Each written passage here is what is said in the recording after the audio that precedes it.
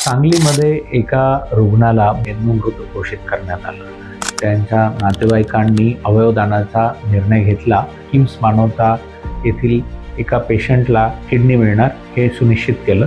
तर next challenge was Sangli ते नाशिक हे अंतर 500 किलोमीटरहून अधिक आहे, ज्याला 10 तासाचं अंतर आहे. महाराष्ट्र पोलिसांनी खूप तत्परतेने मदत दाखवत ग्रीन कॉरिडॉर ऑर्गनाईज केला, ज्याच्यामध्ये सांगली ते नाशिक हे अंतर जे 10 तासाचं होतं ते फक्त 6 तासात ॲम्ब्युलन्स किम्स मानवता हॉस्पिटल येथे आली.